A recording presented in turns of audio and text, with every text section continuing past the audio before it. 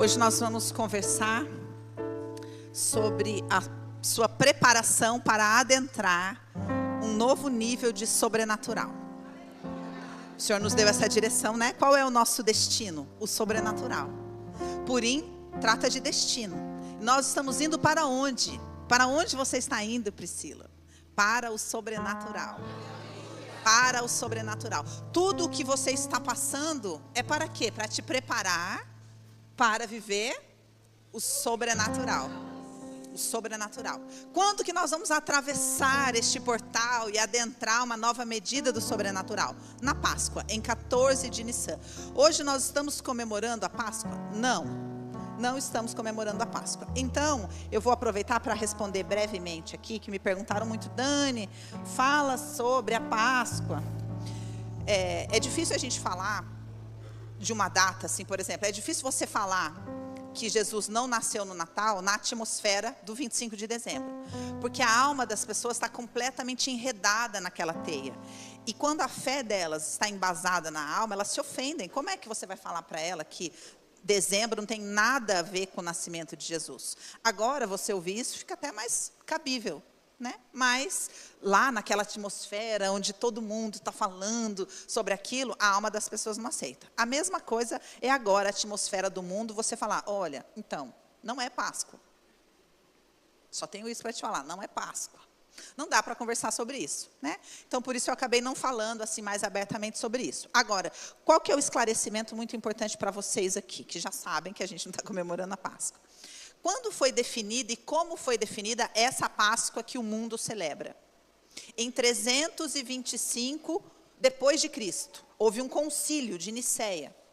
E nesse concílio, eles se reuniram para falar, quando que a gente vai comemorar a Páscoa? Então, até 325 antes de Cristo, a Páscoa era comemorada em 14 de Nissan. Essa foi a data que Deus estabeleceu, certo? 14 de Nissan.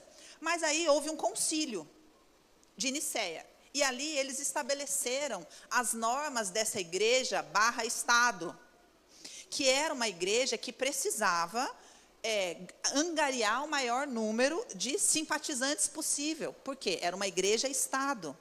Era uma instituição, o Estado. Era a união da igreja com o Estado. E aí eles chegaram à seguinte conclusão, já sei. Quando que a maior parte das religiões da época faziam as suas celebrações? Nos equinócios. Vocês sabem o que é equinócio? A gente tem 2 equinócios no ano. E equinócios são portais espirituais, onde existe um alinhamento perfeito. O dia e a noite no equinócio tem a mesma duração de tempo. E abriam-se portais, então muitas adorações eram feitas por causa desses portais.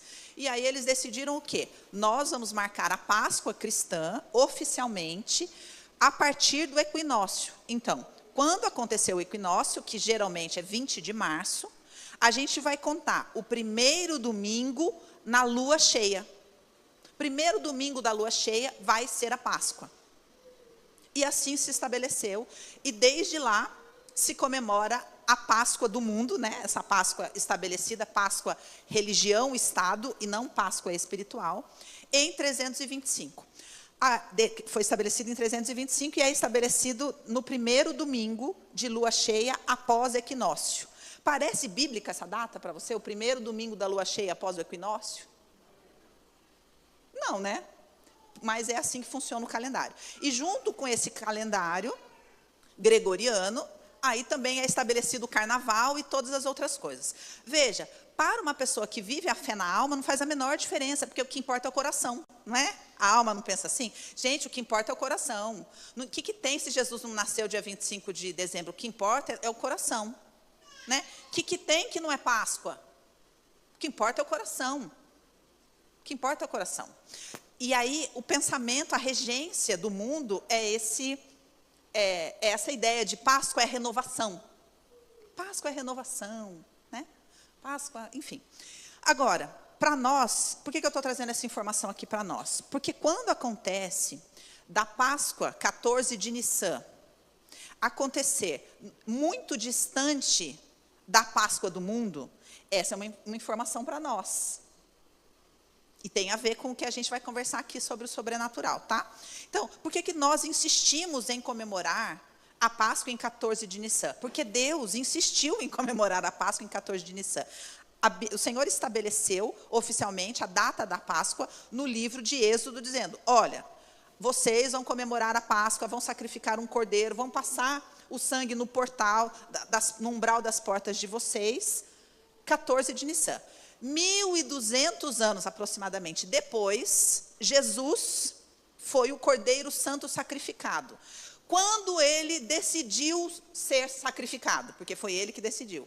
Foi no primeiro domingo da lua cheia, depois do equinócio? Não, foi 14 de Nissan. Foi 14 de Nissan. Logo, 14 de Nissan é a Páscoa. E todo 14 de Nissan é Páscoa. E quando você tem revelação da Páscoa, esse portal da Páscoa está aberto em 14 de Nissan. E nós nos preparamos para vivenciar isso. Mas, de tempos em tempos, o Senhor aproxima esse portal do calendário do mundo. Então, se você se lembrar, nos últimos anos, nós tivemos essa coincidência. E nessa coincidência é maravilhoso. Que coincidência eu digo? Quando o mundo comemora a Páscoa em 14 de Nissan. Por quê? Porque ali as pessoas têm um acesso maior à consciência, elas são, como é que fala? Atingidas pela luz da Páscoa, e aí muitas conversões genuínas acontecem, e não é conversão de religião, é conversão de coração. As pessoas têm um nível de revelação maior de Deus. Mas, quando 14 de Nissan cai muito distante, significa para nós que buscamos seguir o calendário de Deus, que é um tempo, é uma estação onde o nosso posicionamento vai ter que ser mais firme. Onde vai ser uma estação de mais guerra. Por quê? Porque o mundo está mais distante. E naturalmente vai se levantar mais contra. Vocês estão compreendendo? Eu estou falando do feriado da Páscoa. Quer dizer que eu vou ter briga com a minha família por causa da Páscoa? Não, não é isso. Eu estou falando sobre os portais do sobrenatural. E o nível de posicionamento que você tem que ter para atravessá-los. Então, essa estação de 2024, que nós vamos adentrar espiritualmente em 1º de Nissan, porque Deus estabeleceu que um novo tempo começa em 1º de Nissan. Então, em 1º de Nissan é que nós vamos começar a viver o favor dessa estação. Ok? Vocês estão me acompanhando? E aí começa um ciclo de festas e portais que a gente vai atravessando e vai acessando uma medida maior de luz, uma medida maior de entendimento, uma medida maior de libertação, uma medida maior de proximidade e de intimidade com o Espírito Santo. E quando esse processo, essa estação de festas acontece distante das comemorações do mundo, isso vai exigir de nós um posicionamento mais firme, mais ousado, e ao mesmo tempo nós teremos acesso a uma porção maior de poder e de favor. Ok? Compreendido isso? Então, compreendido isso, a gente adentra hoje aquilo que a gente vai conversar, que é com que vestes eu tenho acesso a esses portais. Quando a Bíblia fala de vestes, ela está falando de identidade. Quando a Bíblia fala de troca de vestes, ela está falando de identidade. Existe um processo que nós precisamos viver internamente para que haja troca de vestes. Não é o que a gente vai conversar aqui hoje. Hoje a gente vai conversar sobre vestes de destino, vestes de Purim. Porque Purim é uma festa que fala de identidade e fala de destino. E nós ainda estamos dentro dessa atmosfera espiritual de Purim, onde você está definindo suas vestes. Por quê? Definindo as vestes para adentrar uma próxima estação. Então, Purim é uma festa que encerra um ciclo e abre um ciclo. Nos prepara. Purim é uma festa onde a gente meio que tem que lidar com a nossa colheita. Mardoqueu, em Purim, colheu coisas de muitas estações atrás, que ele não tinha recebido. Um dia o rei acorda e fala, o que fizeram para Mardoqueu por isso aqui? Então, lembre-se, você pode estar recebendo liberação de coisas de muito tempo atrás, semeaduras de muito tempo atrás, que estavam lá, e de repente o rei fala, estou vendo aqui que não recebeu, vai receber agora. Ao mesmo tempo que a gente também tem que lidar com o fato de ter ficado com amizade com o mundo durante muito tempo. Porque quanto mais tempo de amizade com o mundo, maior a perseguição. Amã vai crescendo, vai ficando forte, vai ganhando poder, e aí chega uma hora e ele fala, é isso, vou te perseguir. Então, Purim é uma festa onde a gente lida com essa colheita. Então, entenda tudo o que está acontecendo. Os mínimos detalhes são colheitas. Você está lidando, está chegando para você. Olha, aqui, ó. Vocês estão percebendo isso na vida de vocês? Sim. É isso, a gente está lidando com isso. E, ao mesmo tempo, a partir disso, a gente troca as vestes. Escolhe bem direitinho que veste que a gente vai colocar para se preparar para a próxima estação. E é isso que a gente vê no livro de Esther. É um livro que fala de vestes também, entre tantas outras coisas. Então, a primeira passagem que a gente vai ler, no livro de Esther, capítulo 2, eu vou passar bem por cima aqui para a gente adentrar mesmo aonde eu quero, tá? Que é essa preparação para o sobrenatural. Esther, capítulo 2, versículo 12. Antes de qualquer daquelas moças apresentarem-se ao rei Xerxes, devia completar 12 anos de tratamento de beleza prescritos para as mulheres. 6 meses com óleo de mirra e 6 meses com perfumes e cosméticos. Nós vamos até o 15. Quando ia apresentar-se ao rei, a moça recebia tudo o que quisesse levar consigo do harém para o palácio do rei. À tarde, ia para lá e de manhã voltava. Ela passava a noite lá, no caso. Botava a roupa para tirar, vocês sabem, né?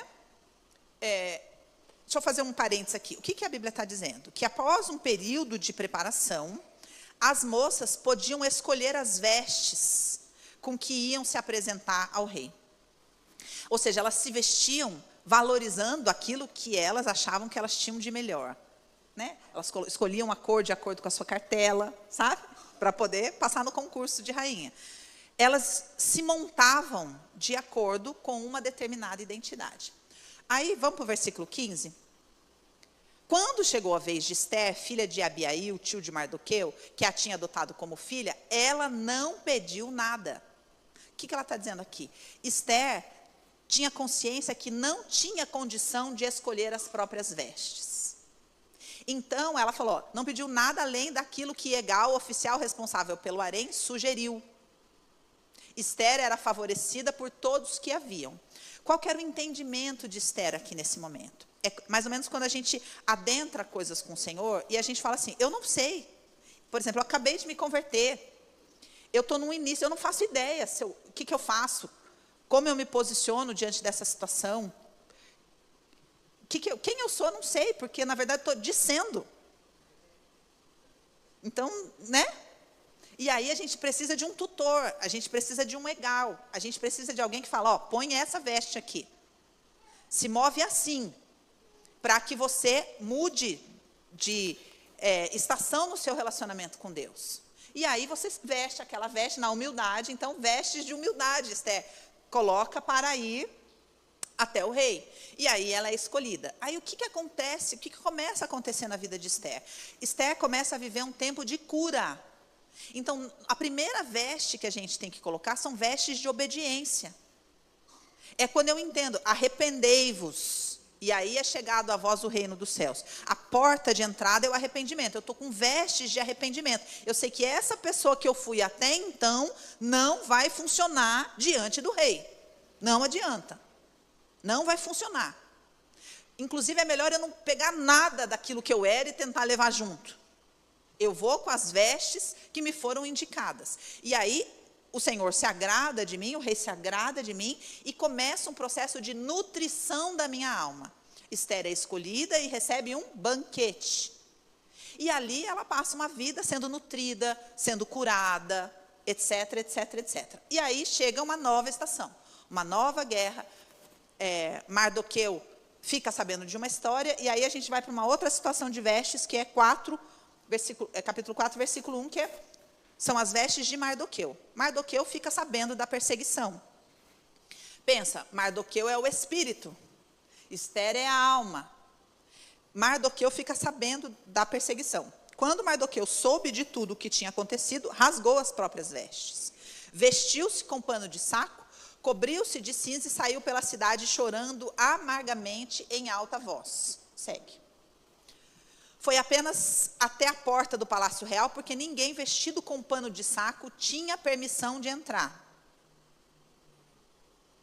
Em cada província onde chegou o decreto com a ordem do rei, houve grande pranto entre os judeus, com jejum, choro, lamento. Muitos se deitavam em pano de saco e em cinza. Quando as criadas de Ester e os oficiais responsáveis pelo harém lhe contaram o que se passava com Mardoqueu, ela ficou muito aflita e mandou-lhe roupas, mandou-lhe vestes, para que as vestisse e tirasse o pano de saco. Então veja o que aconteceu com Ester aqui. Ester atingiu um nível de obediência, atravessou, começou a ser nutrida e ficou bom ali. Então acontece mais ou menos assim, quando a gente não tem dinheiro, atravessa o deserto e passa a ter dinheiro. Se a gente não amadurece, porque espiritualmente a gente precisa aprender a ter dinheiro. Porque senão, quando a gente vê alguém que a gente ama em dificuldade, a gente quer fazer o quê? Resolver com as vestes do palácio. Ester agora tinha dinheiro, poder, possibilidades. Viu alguém que ela amava, Mardoqueu, numa situação ruim, falou o quê? Passa o meu cartão. Não, tira isso daí, tira essas vestes. Leva vestes para ele, não precisa vestir essas vestes de pano de saco, porque agora eu sou rainha. Então, ela começou a usar dos recursos da nova identidade, das novas vestes. Vocês estão me acompanhando? Só que Mardoqueu falou, não. Então, veja, Mardoqueu o espírito, Ester a alma. A alma atinge um patamar, se estabelece ali e começa a se mover a partir dali. E isso pode ser dinheiro, isso pode ser conhecimento.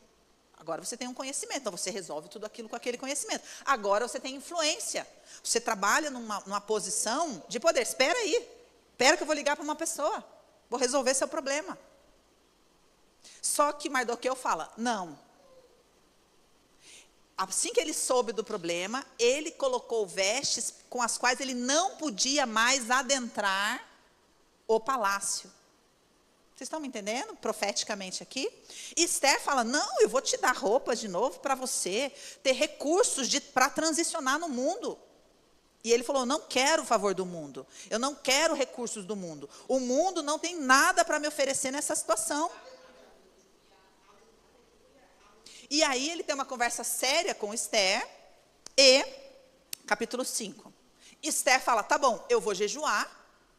Esther jejua durante 3 dias, então Esther convocou, 3 dias depois, Esther vestiu os seus trajes de... gente! 3 dias depois de jejum, Esther vestiu os seus trajes de rainha. Governo. Falou, já entendi. Vou ter que me mover com outra identidade. Jejuou 3 dias, vestiu essa identidade de governo e começou uma série de ações que a gente não vai conversar aqui. Certo? Aí nós temos ainda uma última veste, que é no capítulo 6. Versículo 6. Entrando Amã, o rei lhe perguntou, o que se deve fazer ao homem que o rei tem o prazer de honrar? Amã pensou consigo, a quem o rei teria prazer de honrar, senão a mim? Por isso respondeu ao rei, ao homem que o rei tem prazer de honrar, ordena que tragam um manto com o qual o próprio rei se veste.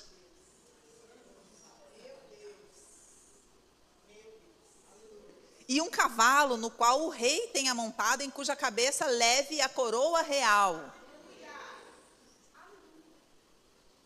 Em seguida, sejam o manto e o cavalo confiado a um dos seus príncipes mais nobres do rei, e que se encarregue de pôr o manto sobre o homem que o rei deseja honrar, e o conduza sobre o cavalo pelas ruas da cidade, proclamando diante dele, isto é o que se faz ao homem que o rei tem o prazer de honrar. O que a gente está conversando aqui, então? Existem as vestes da obediência, existem as vestes do quebrantamento, da separação que Mardoqueu veste, que são vestes de pano de saco. Existem as vestes de governo e existe o manto da unção. Nébias.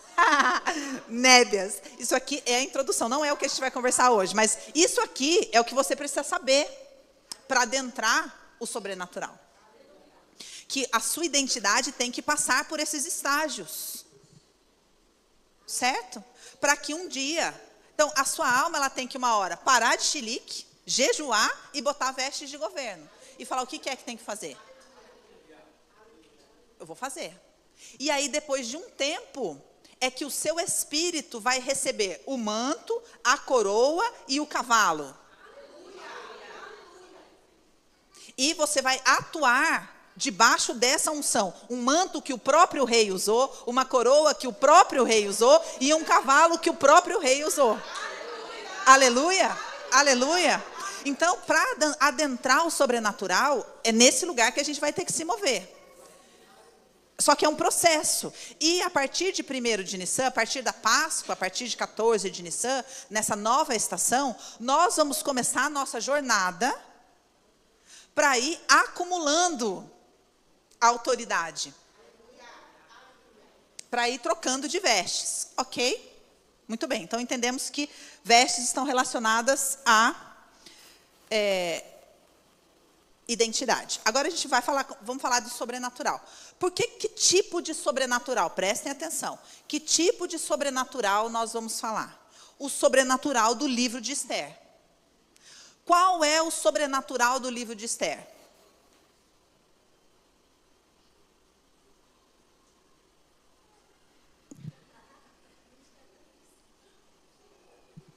Um de cada vez, calma. O sobrenatural do livro de Esther é um sobrenatural de governo, não é um sobrenatural de evangelismo.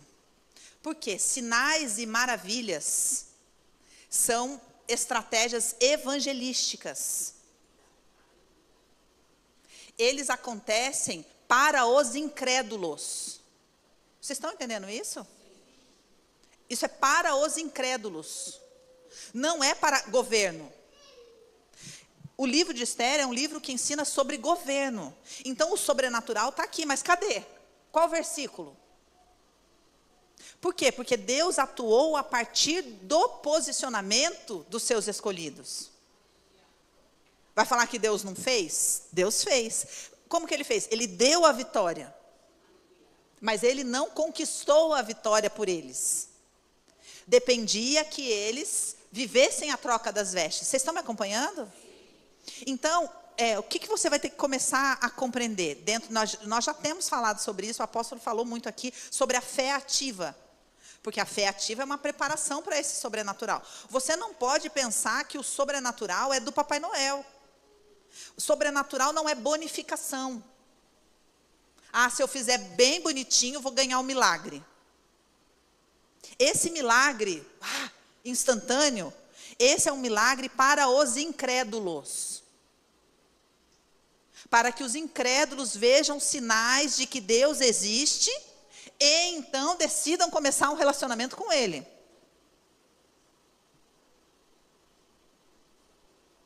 Entende? O sobrenatural de governo que o Senhor está nos convidando é um sobrenatural que estabelece o reino. Ele estabelece o reino. Ele muda as estruturas. É um sobrenatural que é processual e que, a partir dessa manifestação, aquilo que está estabelecido muda.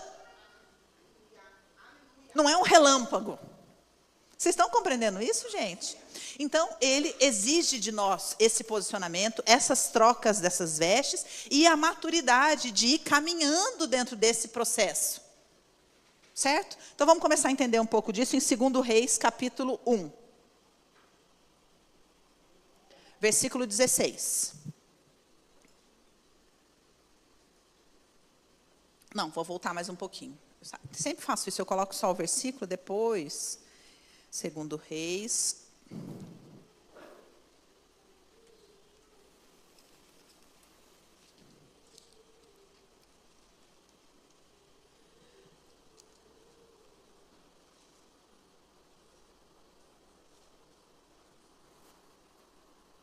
Acho que não é, não. Não. Deixa eu ver onde começa aqui.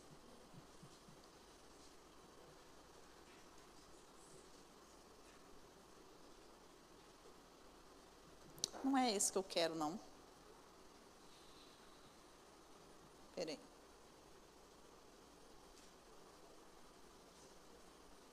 Vou começar daqui, então. Depois, tenham paciência, tá, gente? Para vocês entenderem o contexto. Depois, estou no versículo 1. Depois da morte de Acabe, Moabe rebelou-se contra Israel. Certo dia, Acasias caiu pela grade da janela do seu quarto, no andar superior do palácio de Samaria. O que a gente está entendendo aqui? Acabou o governo de Acabe. Aquela estrutura maligna, aliançada com o mundo, ia começar a ruir. E o rei caiu lá do lugar de poder que ele estava, da janela do seu quarto, ele caiu. Caiu. Isso aqui é o quê? Já é o sobrenatural. Vocês estão entendendo? Já é o sobrenatural. Está escrito, o anjo empurrou ele. Está escrito, Deus falou que ele ia cair. Não, está escrito, depois que Acabe morreu, Acasias caiu. Muito bem. Superior do palácio de Samaria e ficou ferido. Então, enviou mensageiros para consultar Baal-Zebub, deus de Ecrom, para saber se ele se recuperaria. O anjo do Senhor, porém, disse a Elias, o tesbita, vá encontrar-se com os mensageiros do rei de Samaria e pergunte a eles, acaso não há Deus em Israel? Eu amo essa passagem. Acaso não há Deus em Israel para vocês irem consultar Baal-Zebub, deus de Ecrom? Por isso, assim diz o Senhor, você não se levantará mais dessa cama e certamente morrerá. Então, Elias foi embora. Quando os mensageiros voltaram ao rei, ele lhes perguntou, por que vocês voltaram? Eles responderam, um homem veio ao nosso encontro e nos disse, voltem ao rei que os enviou e digam-lhe, assim diz o Senhor, acaso não há Deus em Israel para você mandar consultar Baal-Zebub, deus de Ecrom? Por isso você não se levantará mais dessa cama e certamente morrerá. Bom, eu vou só até aqui, porque vai até lá compridão, mas a gente vai ler outras passagens. O importante é você entender o contexto. Veja, esse homem estava numa posição de poder, certo? Se acostumou com essa posição de poder. Teve um problema. O que ele fez? Vou resolver com os meus recursos, com as minhas alianças, com os recursos do mundo. Veja, não há... Todo mundo quer viver o sobrenatural, certo? Para viver o sobrenatural, você precisa de uma oportunidade para viver o sobrenatural. Ok? E quando aparece a oportunidade, Esther manda vestes do mundo para Mardoqueu. O primeiro movimento da alma é buscar recursos no mundo, buscar solução no mundo. É tentar resolver com o poder que acumulou até então. Porque a gente está fora do sobrenatural. Mas daí vem Elias e fala, acaso não há Deus em Israel para você querer resolver seus problemas com o mundo, com os recursos do mundo? Então, não há sobrenatural sem essa pergunta.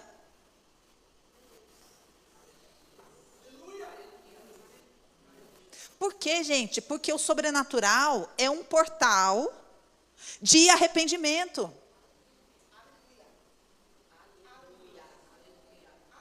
É um portal de arrependimento. Porque viva cada um de acordo com a própria fé. A gente caminha de fé em... Então, eu não quero agora um nível maior de sobrenatural. Eu preciso de um nível maior de fé. E como que eu vou viver esse nível maior? Como que vai chegar um nível maior de reino para mim? Arrependei-vos. Você precisa de um nível maior de arrependimento para um nível maior de sobrenatural. E esse nível nasce aonde? Na pergunta, acaso não há Deus em Israel? Para você estar tentando resolver seus problemas dessa maneira?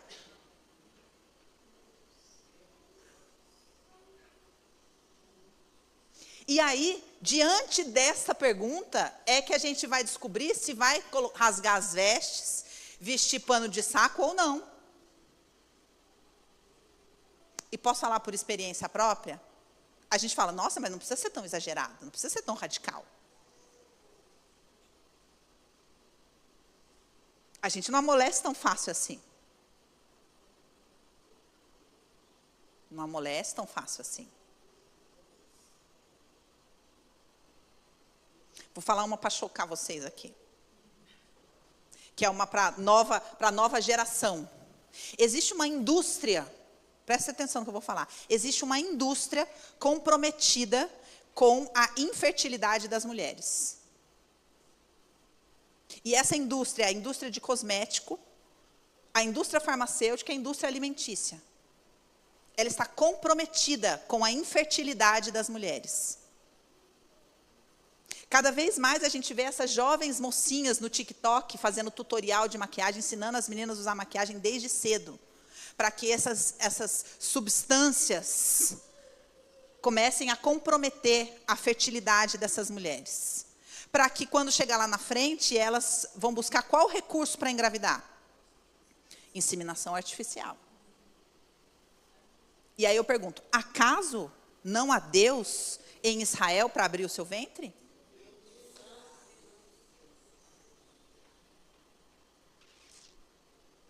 Então, entenda, a amizade com o mundo, ela vai nos levando para um lugar, vocês vão entender onde a gente vai chegar com essa compreensão.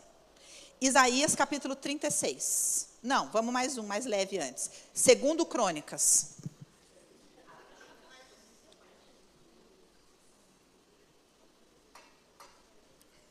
Segundo Crônicas, capítulo 16.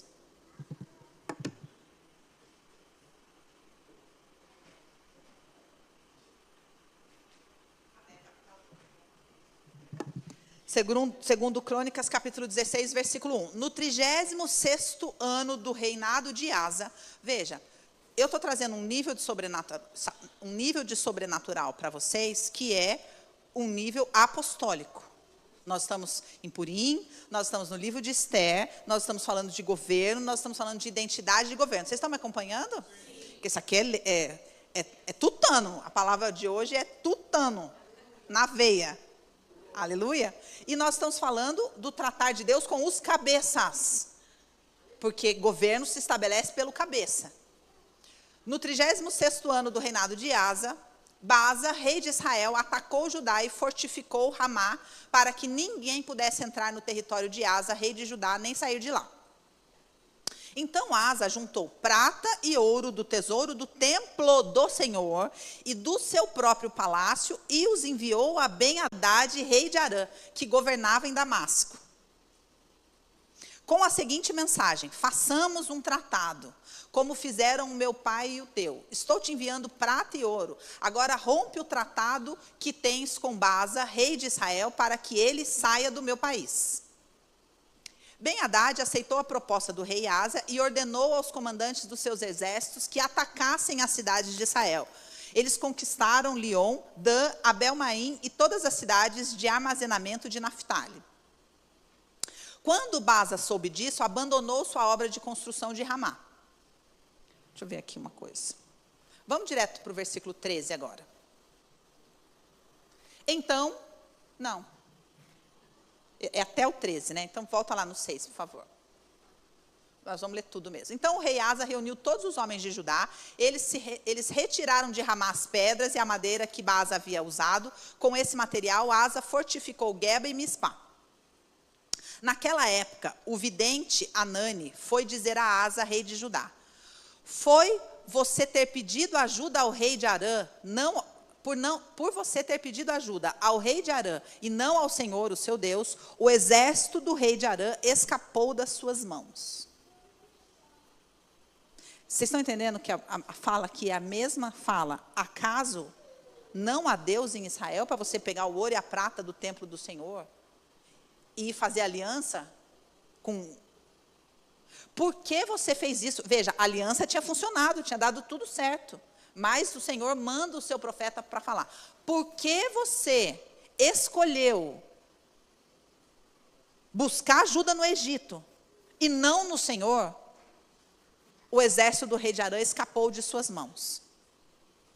Por acaso, os cuxitas e os líbios não eram um exército poderoso, com uma grande multidão de carros, de guerra e cavalos? Contudo, quando você pediu ajuda ao Senhor, Ele os entregou nas suas mãos. Veja, quando a gente está transicionando, quando Mardoqueu chega para Esther e fala que ela tem que fazer alguma coisa, Esther fala assim, mas faz um mês que eu não sou chamada à presença do rei.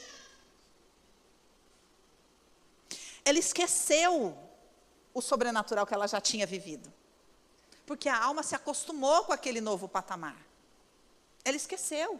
E aí Mardoqueu tem que falar com ela, não pense que por você ser rainha, isso não vai chegar a você. O Senhor vai trazer livramento de outro lugar. Porque o Espírito sabia, o Senhor vai trazer livramento. Mas acaso não tenha sido para esse momento que você foi colocado nessa posição? Então, essa conversa tem que acontecer com a gente. Porque a gente esquece, mas Deus já fez tanto para você. E agora você está indo buscar solução no mundo? Recurso no mundo? Aliança no mundo?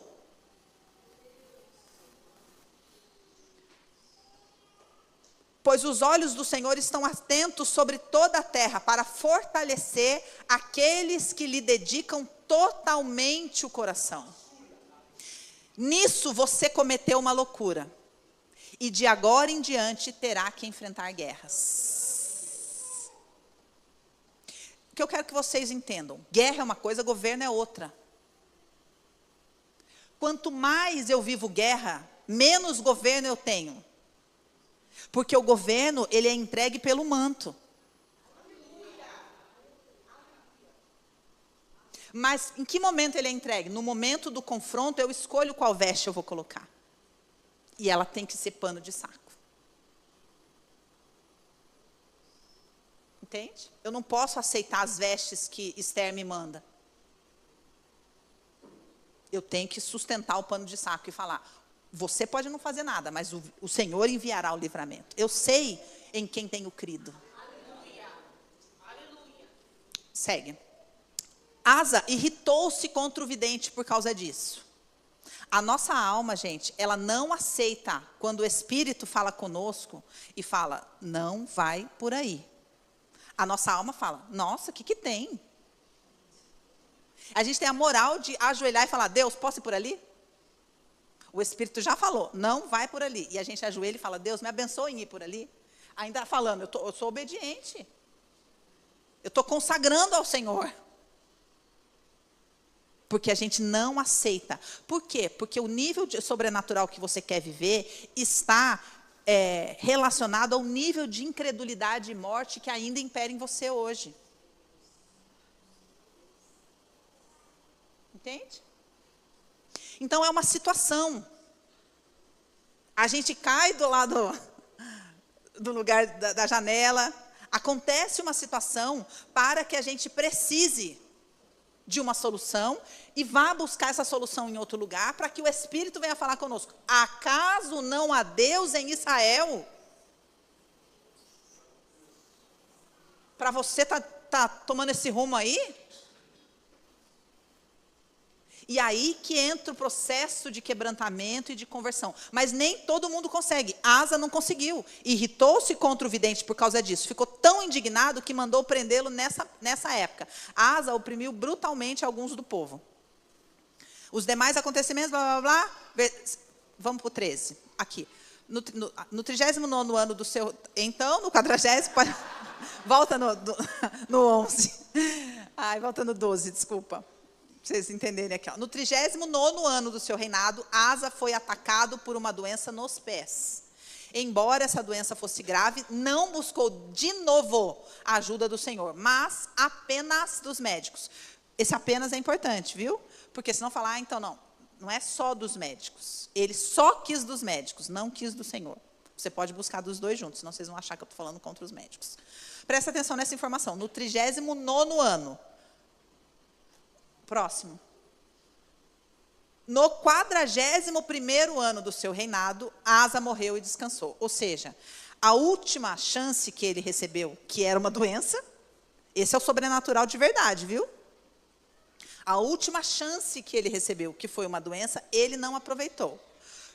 39º 41º. 3 anos. 3 anos a oportunidade de quebrantamento ficou aberto. Mas ele falou, não quero. Aonde ele adoeceu? Nos pés. O Senhor tirou a locomoção dele. Você insiste em se mover por outros caminhos, então eu vou tirar a sua locomoção e vou acamar você. E isso é o quê? É o sobrenatural. Esse é o sobrenatural genuíno acontecendo. Com as pessoas em que Deus insiste em investir. Mas Asa falou, não quero. Eu não quero. 3 anos depois, colheu a sua escolha. Vamos para a última passagem que a gente vai ler, em Isaías 36. Essa é a mais nervosa.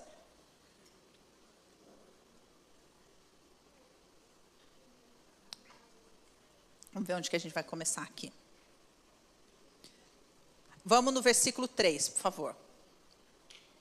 Nós estamos em outro rei aqui. Ezequias. Estamos no rei Ezequias, que era um rei coração de acordo com o coração de Deus.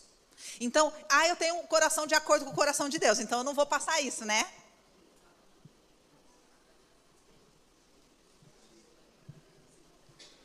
O que eu quero que vocês aprendam sobre o sobrenatural. Você quer mais de Deus? Todos nós queremos. Todos nós queremos mais de Deus. Para ter mais de Deus, tem que ter menos da gente.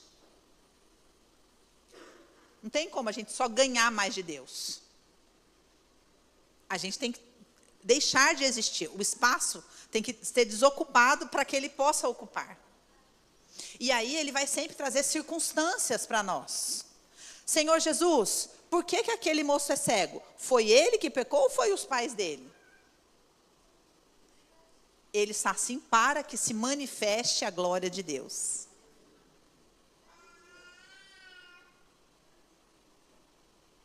Ezequias, ele derrubou todos os postes ídolos. Ele fez uma grande reforma espiritual. E por conta disso, inimigos se levantaram. Assim como Amã se levantou contra Mardoqueu. A Bíblia fala no livro de Esther que enquanto Amã foi convidado para o banquete de Esther, ele estava se achando. Ele se reúne lá com a mulher dele, com os amigos dele, e fala, nossa, porque eu sou isso, porque eu sou aquilo, e o rei hoje me perguntou que ele tem que fazer para honrar o homem que ele quer honrar, e eu tenho certeza que sou eu, porque, afinal, a rainha Esther, não chamou nenhuma outra pessoa, só eu, para o banquete. Mas eu não consigo me alegrar, porque quando eu passei pelo pátio, Mardoqueu não se prostrou a mim. Vocês estão entendendo sobre o que é a guerra? A guerra é sobre adoração. Amã não estava tendo tudo, por que não deixa o pobre do Mardoqueu com roupa de saco? Ele não estava com roupa de saco ali, mas ali, não. Enquanto ele não se curvar a mim, eu não vou sossegar. E é sobre essa realidade. E tudo isso que eu estou falando está nesse texto que a gente vai ler. Então, Ezequias, ele fez essa reforma. Ele era um homem segundo o coração de Deus. E porque ele fez essa reforma, Senaqueribe se levantou contra ele. Por quê? Porque Senaqueribe queria adoração. E aí ele envia mensageiros a Ezequias. Vamos para o versículo 4. Então ele foi, chamou todo mundo, veio lá, o administrador, veio um monte de gente te falar. Então veja a cena, presta atenção na cena. Jerusalém foi sitiada. O que quer dizer que ela foi sitiada? Ela foi cercada pelo exército inimigo. Quantas pessoas tinha no exército inimigo? Pelo menos, uns 200 mil, porque o anjo do Senhor matou 185 mil. Então tinha uns 200 mil ali. E aí foi o comandante. O comandante era um homem letrado. Por quê? Porque ele falava a língua dos hebreus. Os inimigos, eles vão se aperfeiçoando. E aí, eles vão todos ali, e eles conheciam a crença do povo hebreu. E aí, olha a cena, está todo aquele exército sitiando Jerusalém, está o comandante, as 4 pessoas ali enviadas pelo rei Ezequias, o rei Ezequias dentro do palácio, e o povo tudo assim, de butuca, para ouvir o que aquele comandante estava falando. E aí no versículo 4 ele começa a falar: o comandante de campo lhe disse: digam a Ezequias que assim diz o grande rei da Assíria. Em quem se baseia a sua confiança? Você pensa que meras palavras já são estratégia e poderio militar? Em quem você está confiando para se rebelar contra mim? Para não se prostrar diante de mim? Você está confiando no Egito? Aquele caniço quebrado que espeta e perfura a mão do homem que nele se apoia? Olha isso aqui, gente, é extraordinário, porque isso aqui fala sobre um outro nível de guerra. Porque todo mundo ia buscar ajuda no Egito. Todo mundo ia buscar ajuda no Egito. Só que aqui a gente está falando de um outro nível, porque Ezequias não ia. E aí o próprio inimigo vem e fala: em quem você está confiando? No Egito? Aquele que trai aqueles que nele confiam? Vocês estão me acompanhando? Então veja, Asa era um nível inferior, porque ele foi buscar ali, na aliança do povo, e está tudo bem. Aqui Ezequias já estava num outro patamar. E o inimigo também vem trocar ideia num outro patamar. E fala: em quem você está confiando? Você está confiando numa aliança do Egito? Olha, que espeta e perfura a mão do homem que nele se apoia. Assim é o faraó, rei do Egito, para quem nele confia. Mas se você me disser: confiamos no Senhor nosso Deus, não é ele aquele cujos santuários locais e altares Ezequias removeu, dizendo a Judá e a Jerusalém: vocês devem adorar diante deste altar? Porque Ezequias falou: só vai se adorar em Jerusalém. Aceite, pois, agora o desafio do meu senhor, o rei da Síria. Eu lhe darei 2.000 cavalos, se você tiver cavalheiros para eles. E nisso, 185.000 parado atrás, assim, ó. Como você pode derrotar o mais insignificante oficial do meu senhor? Você confia no Egito para lhe dar carros de guerra e cavaleiros? Além disso, será que vim atacar e destruir essa nação sem o apoio do Senhor? O próprio Senhor me disse que atacasse esse país e o destruísse. Vocês estão entendendo que é outro nível de ideia? Então, Eliaquim, Sebna e Joá disseram ao comandante de campo: por favor, fale com os teus servos em aramaico, porque entendemos essa língua. Não fales em hebraico, pois assim o povo que está sobre os muros o entenderá. Olha a humilhação que os caras estavam passando. O comandante, porém, respondeu: será que o meu senhor me enviou para dizer essas coisas somente para o seu senhor e para você, e não para os que estão sentados no muro, que assim como vocês terão que comer as próprias fezes e beber a própria urina? Então o comandante levantou-se e gritou em hebraico: ouçam a palavra do grande rei, o rei da Síria. Assim diz o rei: não deixem Ezequias enganá-los, ele não poderá livrar vocês da minha mão. Não deixem que Ezequias os convença a confiar no Senhor, quando diz: com certeza o Senhor nos livrará. Esta cidade não será entregue nas mãos do rei da Síria. Não deem ouvidos a Ezequias, assim diz o rei da Síria: façam as pazes comigo. Olha, e rendam-se, então cada um de vocês comerá da sua própria videira e da sua própria figueira, e beberá a água da sua própria cisterna. Até que eu venha e os leve para uma terra como a de vocês, terra de cereal, de vinho, terra de pão e de vinhas. Só faltou ele falar: terra que mana leite e mel. Não deixem que Ezequias os engane quando diz: o Senhor nos livrará. Será que o Deus de alguma nação conseguiu livrar a sua terra das mãos do rei da Síria?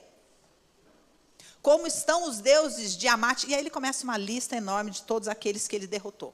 E aí diz que os comandantes não responderam nada, porque a única palavra que Ezequias disse foi: não respondam nada. Ezequias enviou eles para essa conversa com essa única recomendação: não respondam. E aí vamos ler agora as palavras de Isaías. Vocês estão entendendo, né, minha gente? Que palavra deliciosa, não é? Não, é verdade mesmo. Não é? Eu acho. Eu estou nessa palavra há muitos meses. há muitos meses o Senhor fala para mim, acaso não há Deus em Israel?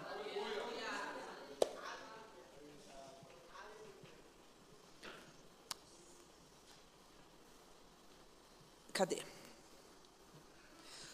Então os oficiais do rei Ezequias vieram a Isaías. Este lhes respondeu, digam ao Senhor, assim diz o Senhor, digam ao rei Ezequias, né? Assim diz o Senhor, não tenha medo, eu estou lendo o versículo 5 do 37. 37, 5. Quando os oficiais do rei Ezequias chegaram a Isaías, esse lhes disse, digam ao seu Senhor que assim diz o Senhor, não tenham medo das palavras que você ouviu, das blasfêmias que os servos do rei da Síria lançaram contra mim. Ouçam, eu o farei tomar a decisão de retornar ao seu próprio país, quando ele ouvir certa notícia, e lá o farei morrer à espada. Quando o comandante do campo, aí isso se cumpre a palavra. A primeira coisa que eu quero que você compreenda aqui é o seguinte, o povo todo ouviu a ameaça e viu os 185 mil. Os comandantes foram falar com Isaías, essa era uma conversa privada. O povo ouviu a resposta do Senhor? Não. O Senhor falou o quê? Eu vou operar dentro dele e vou fazer ele mudar de posição, vou mudar de opinião. Olha o sobrenatural. Que não é um sobrenatural, vou parar o sol. Eu vou fazer ele ouvir uma notícia e vou fazer ele mudar o rumo dele. Depois aí, para a gente não ler tanto aqui, depois eu sugiro que você leia, porque isso é extraordinário, esses capítulos a partir do 36 é extraordinário. O Senhor envia um anjo na madrugada que mata os 185 mil e Senaqueribe volta. Aí, a gente vai para a oração de Ezequias, tá? Ezequias recebeu a carta das mãos, porque ele recebe ainda uma carta, recebeu a carta das mãos dos mensageiros e a leu. Então subiu ao templo do Senhor, abriu-a diante do Senhor e orou. Senhor dos exércitos, Deus de Israel, cujo trono está entre os querubins, só tu és Deus, sobre todos os reinos da terra. Tu fizeste os céus e a terra. Dá ouvido, Senhor, e ouve. Abre os teus olhos, Senhor, e vê. Escuta todas as palavras que Senaqueribe enviou para insultar o Deus vivo. Olha isso aqui. Ele enviou para me insultar? Não. Enviou para insultar o Deus vivo. Esther, quando troca de vestes e coloca vestes de rainha, ela já entendeu que não é mais sobre ela. Entendeu? Por quê? Porque qual foi a palavra de Mardoqueu para ela? Será que não foi para um momento como esse que você se tornou rainha? Não é porque você é rainha que eu estou te pedindo ajuda. Você se tornou rainha para ter a oportunidade de se posicionar nesse momento. Senaqueribe entendeu isso. Ele não chegou e falou, Senhor, olha o que esse rei está fazendo contra mim. Salva o seu servo. Não. Ele falou, o Senhor abre os ouvidos para ver a afronta que ele está fazendo ao Deus vivo. É verdade, Senhor, que os reis assírios fizeram de todas essas nações e de seus territórios um deserto. Atiraram os deuses deles no fogo e os destruíram, pois em vez de deuses, não passam de madeira e pedra, moldados por mãos humanas. Agora, Senhor meu Deus, salva-nos das mãos dele, para que todos os reinos da terra saibam que só tu, Senhor, és Deus. É só aqui que existe o sobrenatural. Mas, Senhor Jesus, por quê? Para que através dele se manifeste a glória de Deus. A gente só entra o sobrenatural quando a gente entende isso. Quando a gente entende, não é sobre mim. Não é sobre mim. É para que todos os reinos da terra saibam que só há um Deus. A gente só adentra o sobrenatural com essa consciência em nós. Enquanto eu acho que é sobre mim o assunto, eu não troquei de vestes ainda. Eu sou Esther mandando vestes para Mardoqueu tirar o pano de cinzas.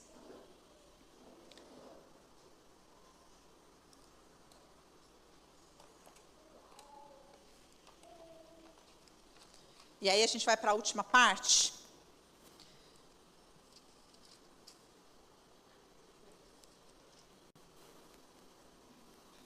Aí o Senhor, é tão legal isso aqui, gente, vocês têm que ler depois o que Deus fala para Senaqueribe, porque Deus, ele dá uma resposta, não, Senaqueribe não ouve, mas ele dá uma resposta, né, para Senaqueribe. E aí ele diz assim, ó, cadê? Eu, porém, sei onde você está, quando sai, eu estou lendo 37 e 28. Eu, porém, sei onde você está, sei quando você sai e quando retorna, como você se enfurece contra mim. Sim, contra mim você se enfureceu, e a sua insolência chegou aos meus ouvidos. Por isso, eu amo essa parte, porei o meu gancho no seu nariz e o meu freio na sua boca. Ah! E o farei voltar pelo caminho por onde veio. Aleluia! Aleluia! Aleluia! Aleluia! Eu gosto de uma outra versão que diz, eu porei o meu anzol no seu nariz. Ah! Delícia! Vamos ler o 29. Já foi o 29, será? Sim, contra mim, já foi, né? 30. E a você, Ezequias, darei este sinal. Neste ano vocês comerão do que crescer por si. E no próximo, o que daquilo brotar. E no terceiro ano, porém, semeiem e colham. Plantem e colham. Plantem vinhas e comam do seu fruto. De novo, 3 anos. O que eu estou tentando mostrar para vocês? Um sobrenatural processual. Não é um sobrenatural instantâneo. Esse sobrenatural instantâneo é para os incrédulos. Não é para aqueles que estão sendo treinados para governo. Porque aqueles que estão sendo treinados para governo são chamados para edificar o reino, para arrancar primeiro e depois para edificar. Então a gente tem que ter essa maturidade e parar de ter uma coisa infantil, de falar, olha lá, Deus, o que está acontecendo, faz o seu milagre. E querer que, ai, Deus me tocou e pronto. Porque é um processo que envolve muitas partes. E que não é sobre você. É sobre aquilo que Deus está fazendo. E aí, olha só, seguimos aí.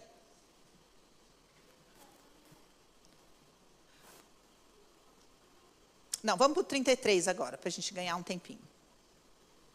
Portanto, assim diz o Senhor acerca do rei da Síria. Ele não invadirá essa cidade, nem disparará contra ela uma só flecha. Não a enfrentará com escudo, nem construirá rampas de cerco contra ela. Pelo caminho por onde veio, voltará. Não invadirá essa cidade, declara o Senhor. Eu a defenderei. Eu a salvarei por amor de mim mesmo e do meu servo Davi. Então o anjo do Senhor saiu e matou 185.000 homens no acampamento assírio. Quando o povo se levantou na manhã seguinte, o lugar estava repleto de cadáveres.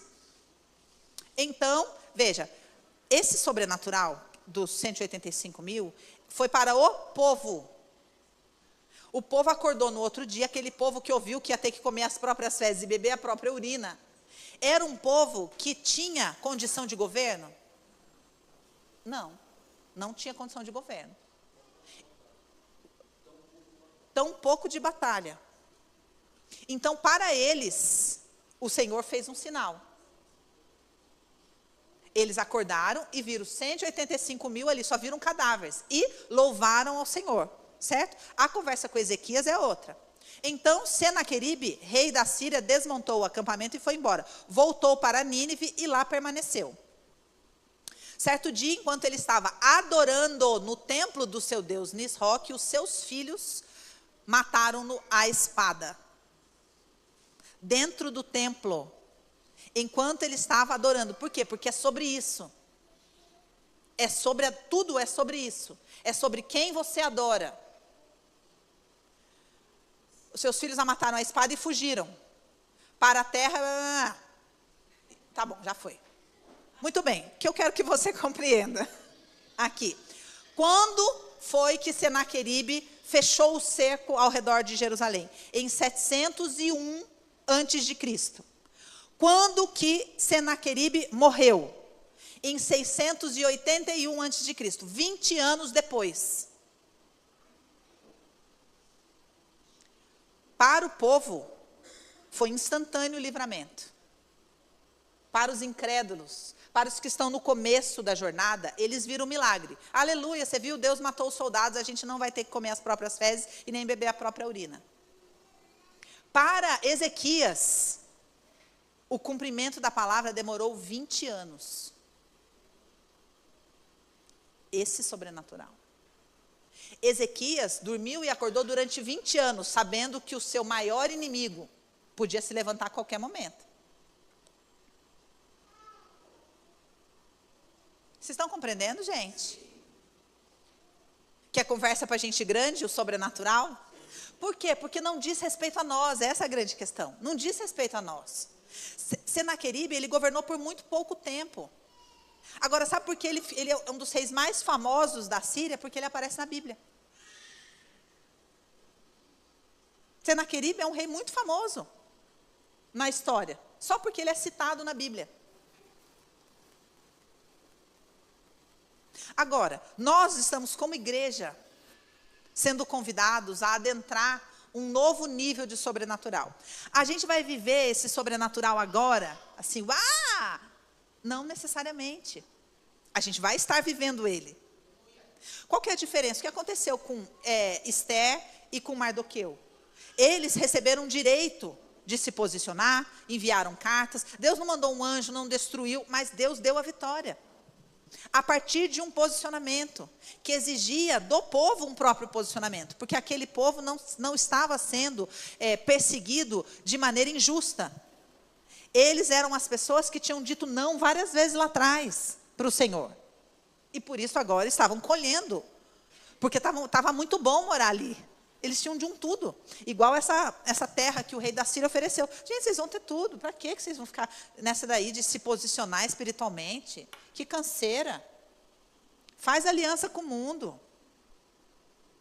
Você só vai ser escravo espiritualmente, mas isso aí não quer dizer muita coisa. Você vai ter tudo aí da sua casa, vai ter do bom e do melhor. Rendam-se.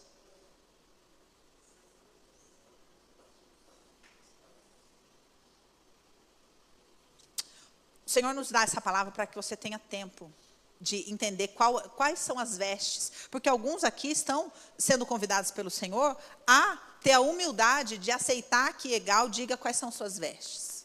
É um tempo. Vestes de obediência.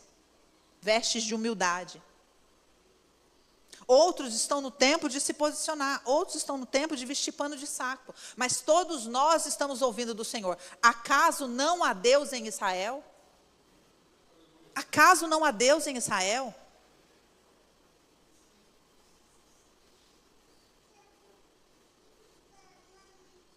Vamos orar?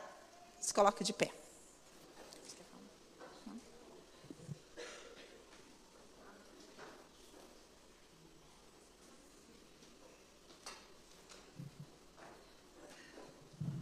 Igreja, em nome de Jesus, shalom, shalom. Não esquece de que o que fez a diferença para o povo judeu, escuta o que eu vou falar. O que fez a diferença para o povo judeu, naquele tempo de guerra e de decisão, foi a insistência em Mardoqueu ficar com um pano de saco. Repete uma palavra comigo. Porque o arrependimento é um portal que vai definir destinos. Você está entendendo? Vocês estão entendendo? Então, nesse momento é importante vocês vestirem, todos vocês, todos nós, vestirem as vestes do arrependimento. Todos nós. E aí o rei, conforme o seu posicionamento, o rei vai definir e decidir que manto ele vai colocar debaixo, em cima de você, para dar continuidade. Você está entendendo? Mas agora, exatamente agora, vocês precisam decidir, se vocês quiserem. Veste de arrependimento vai abrir o portal do quê? Do reino de Deus. Das possibilidades do reino, das vitórias do reino. No reino de Deus tem derrota. No reino de Deus tem pobreza, tem enfermidade, tem desgraceira. Não. Senaqueribe quis fazer e acontecer, porque ele tinha acesso somente a essas coisas daqui. Se vocês vestem as vestes de arrependimento, abre um portal das coisas do alto. E aí todas as possibilidades são possíveis. Mas é uma decisão. É uma decisão. Se você está arrebentado, aproveita agora. Se você está, estou mal, não sei o quê, faz o seguinte, aproveita agora. Mardoqueu se viu assim, sem dente. Por quê? Porque ele falou, a salvação só vai vir de um lugar. Você entendeu? Não vai vir das vestes de Esther. A salvação vem das vestes de arrependimento. E eu vou falar aqui para os homens. Se arrependam. Tenham coragem de se arrepender. Vistam-se de cinza e de saco. Bota cinza na cabeça. É um período só. Mas que vocês abram esse portal sobre a vida de vocês, sobre a casa de vocês, através do arrependimento. E arrependimento não é remorso. Arrependimento é uma veste. E essa veste abre um portal. Vocês estão entendendo, gente? As mulheres, se arrependam. Se arrependam. Porque enquanto Esther estava vivendo toda aquela pompa de ser rainha, quando ela percebeu o Mardoqueu falando, se posiciona, ela falou, então faça um jejum. A Bíblia fala o seguinte, que a gente tem que ter ousadia para se apresentar diante do rei. Diante do trono de Deus. Isso é Bíblia. Só que antes da ousadia, precisamos ter a humildade de se arrepender. Quem está entendendo o que eu estou falando? É importante também vocês discernirem que culpa não é arrependimento. Arrependimento é assumir a responsabilidade pelas próprias escolhas. Isso que eu estou vivendo é justo. Não há arrependimento sem fazer as pazes com a justiça de Deus. Enquanto você acha que o que você está vivendo não é justo, não há arrependimento genuíno no seu coração. Arrependimento pressupõe assumir a responsabilidade. Isso quer dizer falar, Deus está certo em me tratar. É minha responsabilidade. Absolutamente tudo que eu estou colhendo é minha responsabilidade. É justo. É justo. Aí você faz as pazes com a justiça de Deus, para que a justiça de Deus te cubra. Sem arrependimento, você não tem como fazer as pazes, né? Ser coberto, alcançado pela justiça dele. Ser resgatado pela justiça dele. Vou falar outra coisa importante antes de eu começar a orar aqui com vocês. Nós recebemos uma palavra do Senhor de uma nova unção. Né? Nós estamos dentro dessa realidade de uma nova unção. Vocês viram que todas as passagens que eu trouxe aqui, Deus dava um tempo de 3 anos. 3 anos na Bíblia é uma coisa bem séria, de colheita e de maturação. Não há colheita de nada novo antes de 3 anos. É uma fantasia a gente achar que a gente já vai colher instantaneamente. Então, essa nova unção que o Senhor derramou sobre a igreja, a gente vai ver se manifestar assim, de maneira visível e inquestionável e abundante em 3 anos. Ela já está se manifestando? Sim. Sim, porque a unção é unção. E quando a unção é derramada, ela quebra o jugo e ela começa a operar. E ela limpa, e ela cura, e ela restaura.